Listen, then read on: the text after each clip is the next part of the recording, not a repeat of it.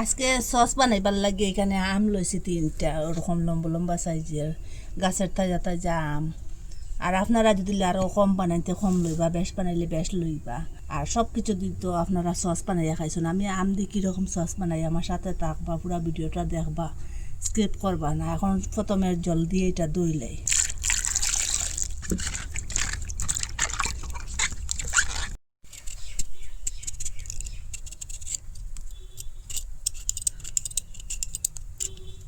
ওরকম করিয়ে এটা সবটা চুলাইলিম, এরকম করে চুলাই লিছি আমটা। এটা এখন কাটিলাই সস বানাইবার লাগিয়া। এটা যেরকম করিয়াও কাটিবা, এটা একটু সিদ্ধ দিতে লাগবো। ওরকম করে কাটিলিম। এটা একটু জল দিয়া সিদ্ধ করে নিতে। এখানে একটু জল দিলাম, ও আমটা দিলেও এটা এখন সিদ্ধ। এখানে কয়েক কোয়া রসুন দিয়ে দিলাম, সুন্দর একটা গন্ধ লাগে। এখানে ডালচিনি দিলাম 1 পিস, একটা এলাচ দিলাম, খুব সুন্দর একটা সেন্ট হইব। আর 2টা লং দিলাম। এখানে কয়েকটা গোলমরিচ দিছি, একটু একটু জাল জাল করবো। এখানে একটু লবণ দিয়ে দিলাইছি, আর একটু চিনি দিলাম। এটা সসটা খাইতে খুব স্বাদ হইব, আর একটা সেন্ট হইব, খুব সুন্দর গন্ধ হইব। এটা ওরকম সিদ্ধ হয়ে গেছে। এখন এই একটা বাটির মধ্যে এটা ডালি দিই, নামাই রাখি দিই, এটা ঠান্ডাও। একটা গামলা নিচে রাখি, একটা চালনি রাখলাম। আর ওই যে এইখানে বড় ডালচিনি নিয়ে আছে, এটা সবটা যাবরা, এটা উপরে জুই যাব ওরকম চালন দিয়ে চাউলাই লিম। আর মিক্সচার দিয়ে কুটিলে সব তো নিরক হয়ে যাব গিয়া। আপনারা যেটা সুবিধা ওটা দিয়ে করবা।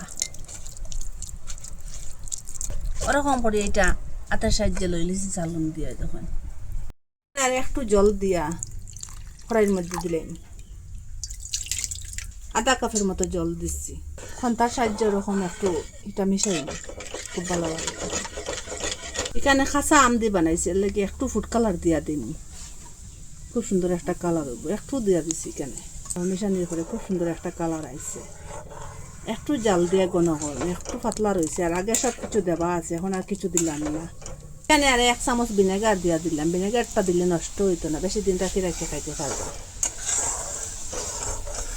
এখন ওরকম জাল দেওয়ার পরে আর একটু সময় জাল দিন।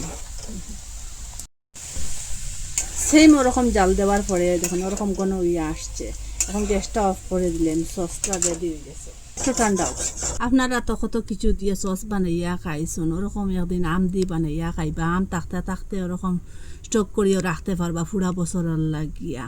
1 বছরও নষ্ট হইতো না। ওরকম ভিনেগার দিয়ে রাখি দিবা কাঁচের বয়ঙ্গের মধ্যে, নর্মাল ফ্রিজের মধ্যে রাখি রাখি খাইতে পারবা। আপনারা মিস করবা না, কথা দিছি সব সসরে হারিয়ে দিব এই আমার সসটায়। আর আপনারা কইতা কি দেখা কমেন্টের মধ্যে নিশ্চয় জানাইবার। এটা হেলদি, এটার মধ্যে কোনো কেমিক্যাল নাই, কেমিক্যাল ছাড়া বানাইছি। ঘরের যেটা উপকরণ আছে, এই উপকরণ দিয়ে খুব সহজে খুব তাড়াতাড়ি বানানো যায়। আর কমেন্টের মধ্যে নিশ্চয় জানাইবা। ভালো লাগলে লাইক কমেন্ট শেয়ার সাবস্ক্রাইব করবার। আজকের ভিডিও এখানে শেষ। নতুন একটা ভিডিও নিয়ে ফিরে আসবো বন্ধুরা।